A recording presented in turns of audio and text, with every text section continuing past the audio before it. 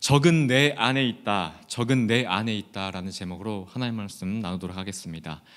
오늘은 이 믿음에 대해서 한번 살펴보고자 합니다. 믿음.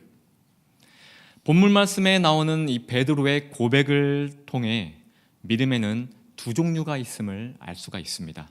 첫 번째 믿음은요, 하나님께서 온전히 주시는 믿음. 이 믿음은요, 내 노력과는 상관이 없습니다.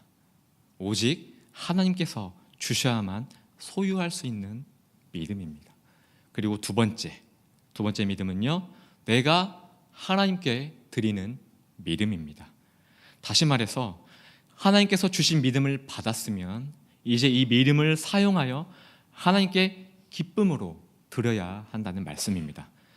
정리하자면 믿음에는 두 종류가 있는데, 첫째는 하나님이 주시는 믿음, 둘째는 하나님께 받은 그 믿음을 내가 잘 간직해서 기쁨으로 드리는 믿음, 이렇게 나눌 수 있다는 것입니다. 자, 먼저 첫 번째 하나님이 주시는 믿음에 대해서 한번 간단히 살펴보도록 하겠습니다. 예수님이 제자들에게 묻습니다. 본문의 내용이죠. 사람들이 나를 누구라 하느냐? 제자들이 말합니다. 사람들이 예수님을 세례 요한, 또 어떤 사람은 엘리야, 어떤 사람은 예레미야라고 합니다. 이 말을 듣고 예수님이 다시 묻죠. 그러면 너희는 나를 누구라 하느냐? 이 말씀이 뜻하는 것이 무엇일까요? 그냥 겉으로 읽기에는요, 이 말씀을 겉으로 읽어갈 때는요, 단순한 질문과 답변의 이야기로 보이기 때문에 이 말씀을 읽을 때 그냥 무시하고 넘어갈 때가 매우 많다는 것입니다. 그러나 이 말씀은 매우 중요합니다. 성도 여러분, 구원은 어디서부터 시작되죠? 그렇죠, 예수님. 구원은요, 예수님을 바로 알고 믿는 데서부터 시작합니다. 하나님께로 나아가는 구원의 문이 예수님이기 때문에 예수님을 제대로 알고 믿는 것은 매우 중요한 사실입니다. 예수님께서 많은 사람들 앞에서 말씀을 가르치셨습니다. 많은 기적을 보이셨습니다. 그런데 사람들은 예수님을 올바로 알지 못했다는 거예요. 또한 구원자로 받아들이지 못했다는 거예요. 그렇게 많은 말씀을 가르치고 많은 기적을 보이셨는데도 불구하고 나를 누구라느냐? 주는 그리스도시요 살아계신 하나님의 아들입니다가 아니라 세례 요한이요, 엘리야요, 이만희요, 문선명이요, 최태민이요, 엉뚱한 소리를 하고 있다는 겁니다. 여기서 우리가 알 수 있는 것이 하나 있습니다. 말씀을 많이 듣고 기적을 많이 체험해도요, 예수님이 누구이고 그 예수님을 믿을 수 있는 믿음은 나에게서 생기지 않는다는 사실이에요. 많은 사람들이 예수님을 엉뚱하게 알았을 때 베드로가 이렇게 말했습니다. 그럼 제자들아, 너희는 나를 누구로 하느냐? 베드로 자신 있게 답합니다. 주는 그리스도시요 살아계신 하나님의 아들이십니다. 우리도 예수님이 누구인지 바로 알고 있습니다. 바로 알고 바로 제대로 믿고 있다는 것입니다. 신천지 이만희를 구주로 믿지 않는다는 것입니다. 통일교 문선명이를 구주로 믿지 않는다는 거예요. 우리도 정확하게 베드로처럼 예수님을 그리스도시요 살아계신 하나님의 아들인 것을 믿는다는 것입니다. 중요한 사실은 우리가 이 예수님을 제대로 알고 믿는 믿음은 내가 말씀을 많이 들어서요, 교회를 오래 다녀서요, 그래서 자연스럽게 생긴 믿음이라고요? 천만에요. 아닙니다. 내가 경험을 쌓아서 노력을 해서 얻어진 믿음도 아니라는 겁니다. 17절을 보십시오. 예수께서 대답하여 이르시되 바요나 시몬아, 내가 복이 있도다. 이를 너에게 알게 한 이는 혈육이 아니요. 누구라고요? 하늘에 계신 내 아버지시니라. 아멘. 베드로가 예수님을 바르게 알고 믿었던 것은요, 본인의 노력이 아닌 하늘에 계신 아버지께서 주신 것이라고 말씀했다는 거예요. 여러분이 예수님을 바르게 알고 바르게 믿어서 하나님의 자녀가 된 것이 여러분의 의지와 결단으로 된 것이 아니라는 것입니다. 하늘에 계신 아버지께서 믿음을 주셨기에 자녀가 되었다는 사실입니다. 에베소서 2장 8절에서 9절에 보면 너희는 그 은혜에 인하여 믿음으로 말미암아 구원을 받았으니 이것은 너희에게서 난 것이 아니요 하나님의 선물이라. 행위에서 난 것이 아니니 이는 누구든지 자랑하지 못하게 함이라. 아멘.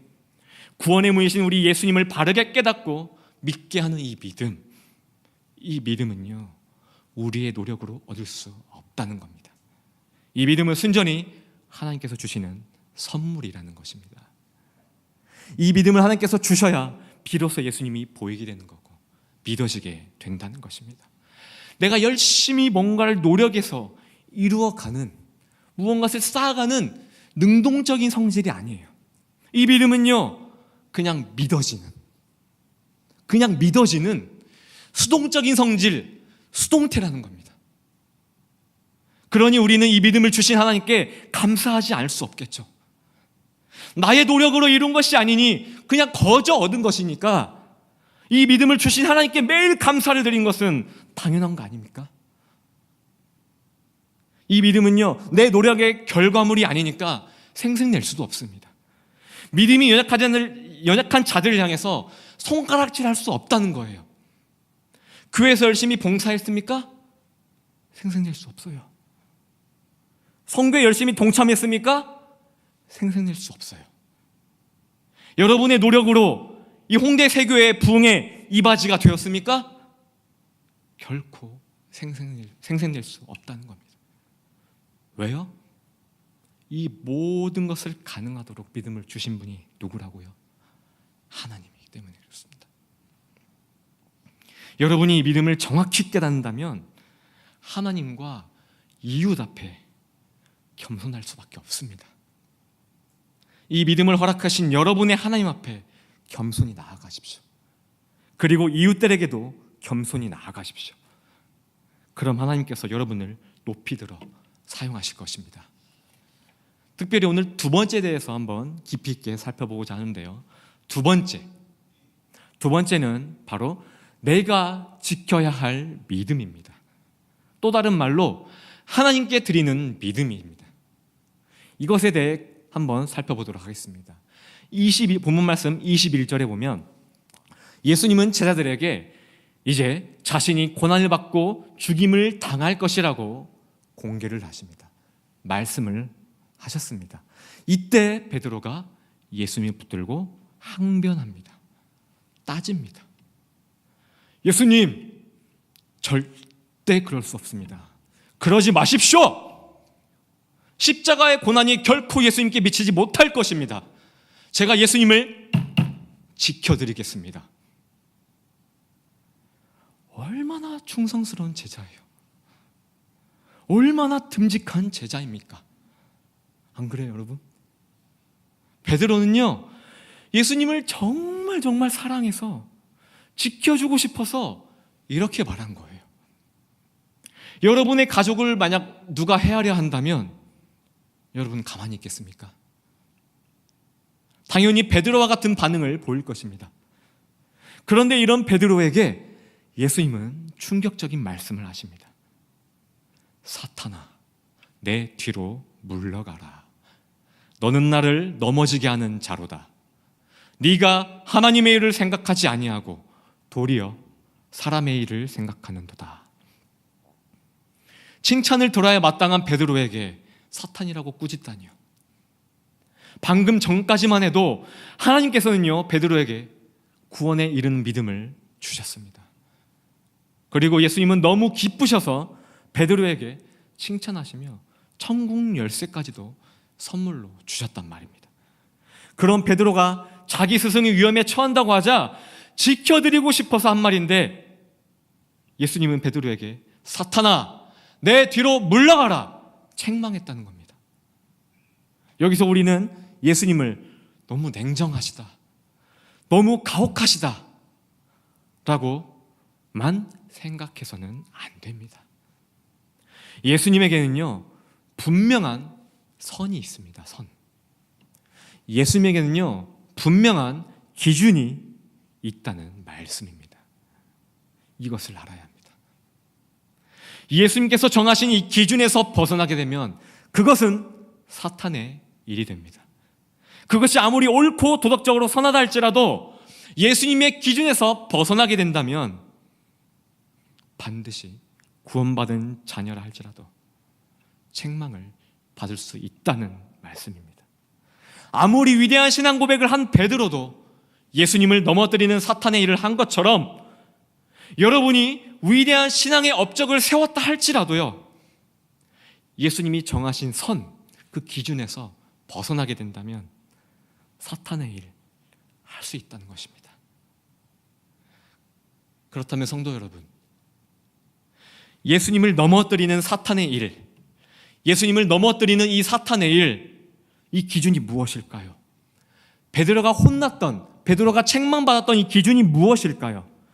여러분의 성경책 마태복음 16장 23절에 나와 있는 하나님의 일과 사람의 일에 밑줄 쫙 그으십시오. 아주 중요합니다. 하나님의 일, 사람의 일, 밑줄 쫙 하십시오. 이것이 예수님의 기준법입니다. 구원받은 자녀라도 하나님의 일이 아닌 사람의 일을 먼저 생각한다면 반드시 하나님께 책망받는다는 사실이에요. 그렇다면 하나님의 일이 무엇일까요? 우리를 구원하시고자 우리 대신에 예수님을 대속물로, 어린 양의 희생제물로 드리는 것, 우리가 마셔야 할 하나님의 진노의 잔을 예수님께서 대신 마시는 것, 하나님과 영원히 분리되어 지옥의 고통을 당해야 할 우리 대신에 예수님이 겪어야 하는 것, 이것이 하나님의 일입니다. 이 일이 이루어졌기에 여러분이 이 자리에 앉아 있는 겁니다. 이 일이 이루어졌기에 우리가 구원받을 수 있었던 것입니다. 베드로의 반응은 인간적인 면에서 봤을 때는 잘못한 것이 하나도 없었습니다. 그러나 만약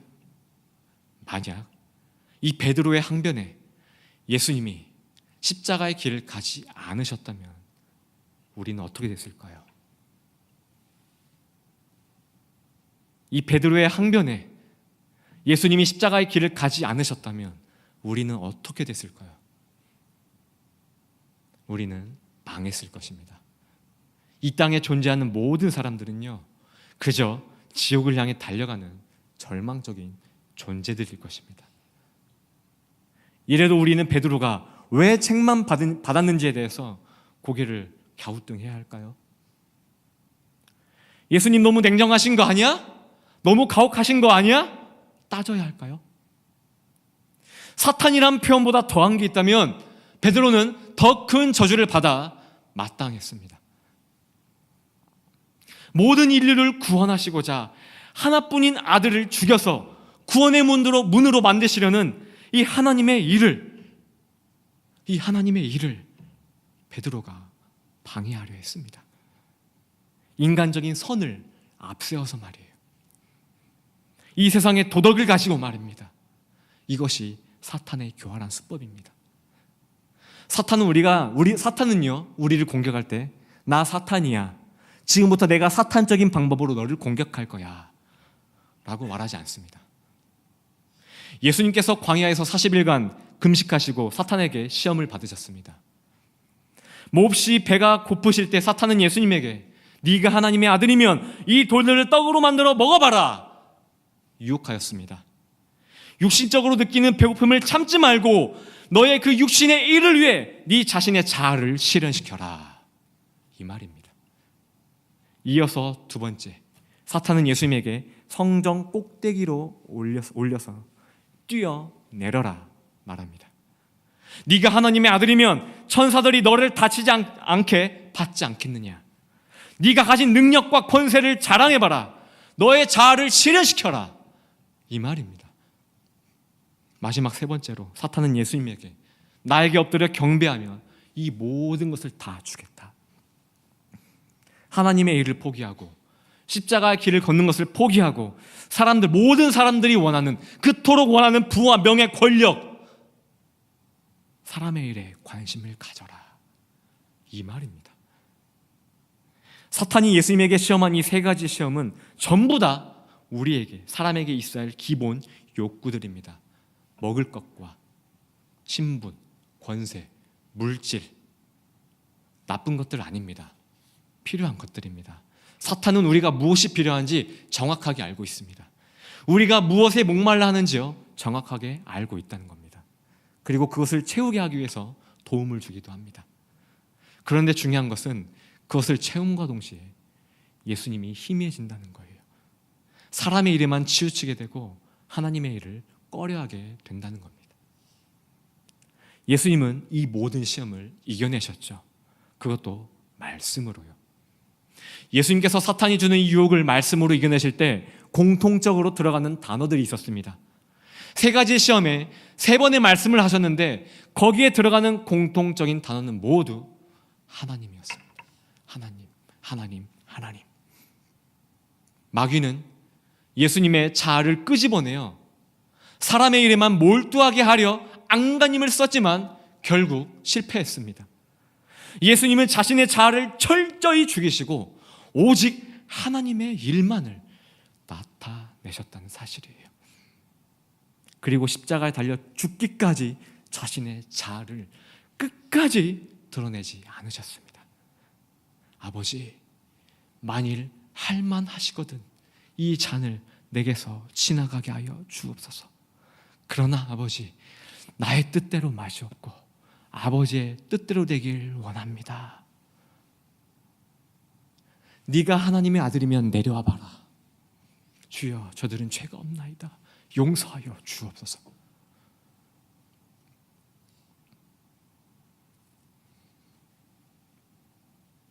예수님은요, 심장이 멎을 때까지, 목숨을 잃을 때까지요, 아버지의 일만을 쫓으신 분이셨습니다.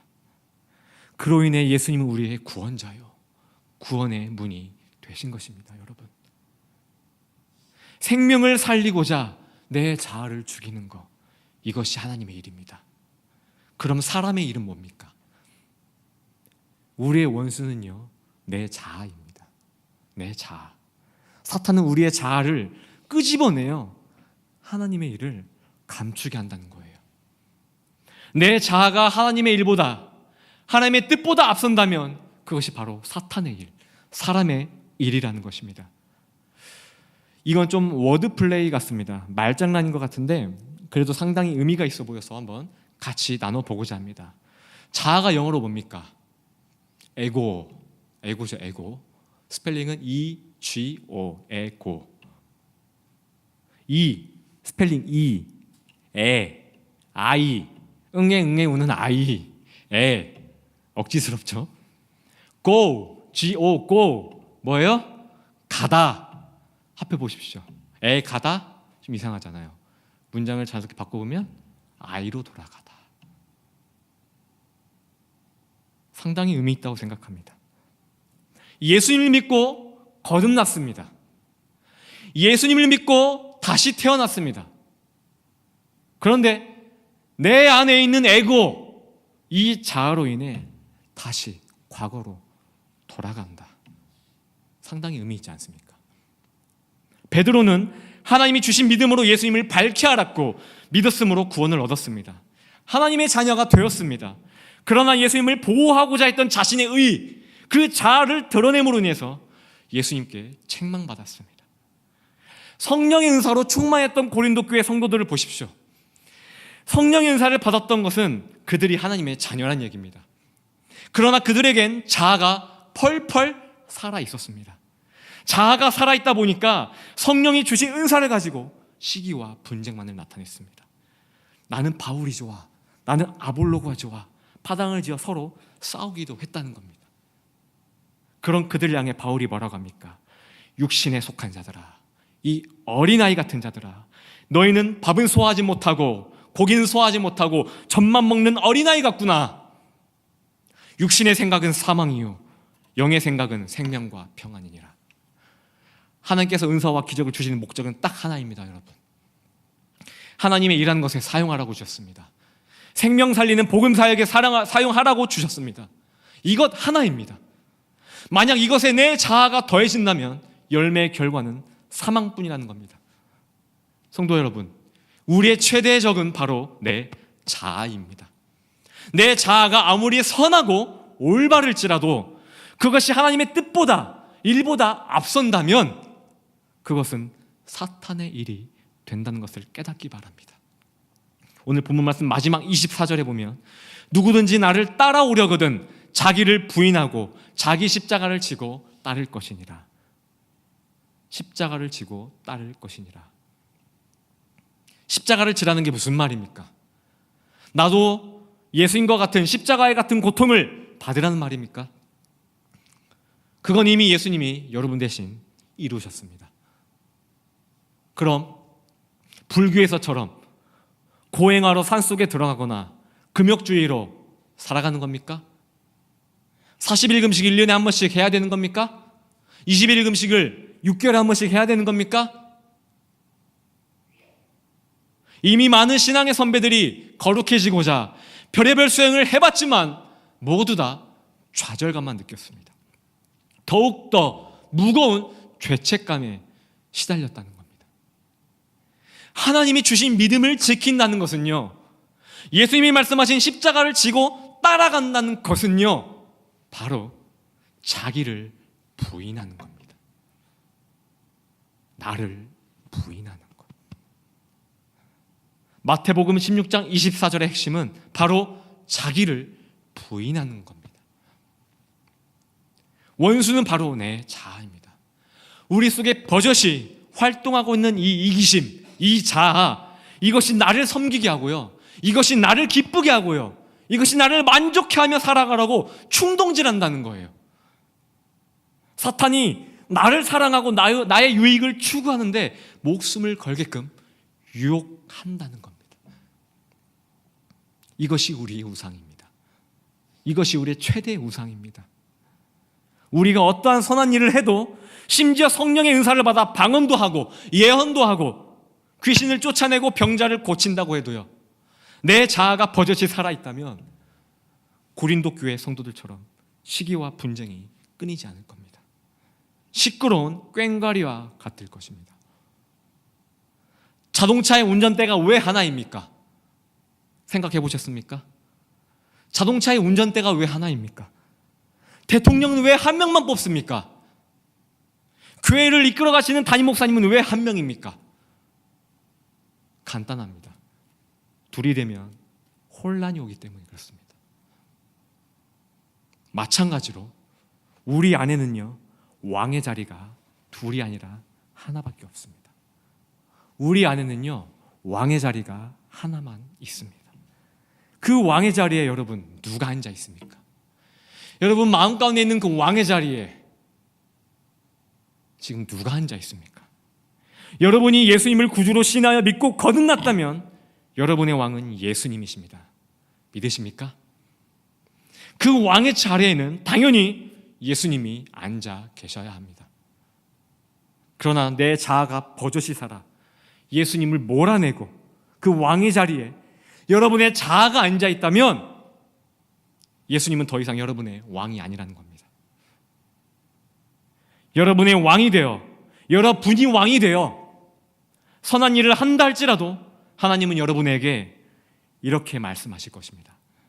사탄아, 내 뒤로 물러가라. 이 불법을 행하는 자야.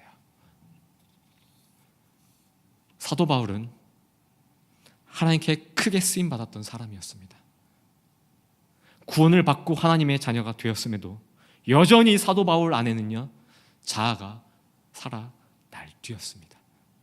그러나 사도 바울은 자신 안에 있는 그 왕의 자리에 늘 예수님을 앉히려고 노력했던 사람이었습니다. 사탄은 끊임없이 바울을 유혹했습니다. 바울아, 예수를 몰아내고 네 자신이 얼마나 훌륭한지 증명해봐라. 그 누구보다 성경을 많이 썼잖니? 그 누구보다 전도를 많이 했잖니? 그 누구보다 수많은 능력과 권세를 행했잖니? 환상으로 네 육신에서 영이 떠나는지 뭐 했는지 모르겠지만 삼층천까지도 보고 왔잖니. 아무도 보지 못하는 영적인 세계까지도 갔다 왔잖니. 보고 왔잖니. 자랑하렴, 드러내렴. 너는 그 누구보다, 그 어떤 사도보다, 베드로보다, 12사도보다 뛰어난 존재야. 네 자아를 드러내. 너를 증명해봐. 숱하게 공격했다는 말입니다. 그러나 바울이 뭐라고 고백합니까? 내 지체 속에서 한 다른 법이 내 마음의 법과 싸워 내 지체 속에 있는 죄의 법으로 나를 사로잡는 것을 보는도다.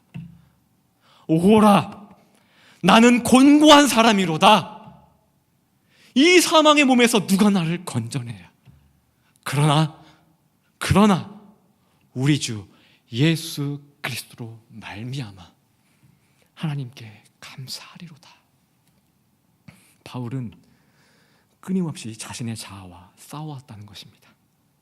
그럴 때마다, 사탄이 공격할 때마다 늘 예수님만을 바라보고 이 모든 유혹을 이겼다는 사실입니다.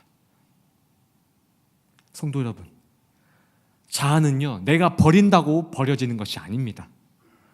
자아는 내가 죽인다고 죽어지는 것이 아닙니다.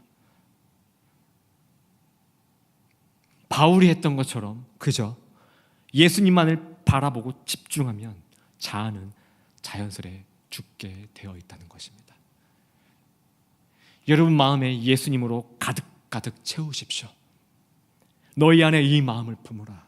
곧 그리스도 예수의 마음이니 그는 근본 하나님의 본체시나 하나님과 동등됨을 취할 것으로 여기지 아니하시고 오히려 자기를 비워 종의 형체를 가지사 사람들과 같이 되셨고 사람의 모양으로 나타나사 자기를 낮추시고 죽기까지 복종하셨으니 곧 십자가에 죽으심이라. 빌립보서 2장 5절에서 11절의 말씀입니다. 이 말씀을 여러분의 마음에 가득 채우십시오. 여러분이 예수님이 먼저 우리에게 본을 보이셨습니다. 예수님은 자신의 자아를 죽이셨습니다. 그 결과 이름으로 하나님이 그를 지극히 높여 모든 이름 위에 뛰어난 이름을 주사 우리가 예수님을 마음에 가득 채우게 되면 하나님은 우리를 지극히 높여 사용하실 것입니다. 하나님의 일을 이루는 곳에 우리를 영광스럽게 사용하실 것입니다. 그리고 훗날 예수님과 마주했을 때 착하고 충성된 종아, 나의 사랑하는 충성된 종아 라는 칭찬을 받을 것입니다. 예배는 예수님의 마음으로 가득 채우는 시간입니다. 내 자아를 몰아내고 예수님을 왕으로 모시는 시간입니다.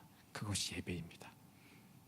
하나님께 믿음을 선물로 받으신 성도 여러분, 다가오는 주일 예배, 그리고 새벽 예배, 수요 예배, 금요 철야 예배를 통하여서 내 자아를 몰아내고 예수님의 마음으로 가득 채우시는 우리 홍대세교회 성도님 될 수 있도록 예수님의 이름으로 기도드립니다. 아멘. 불 꺼주시고요.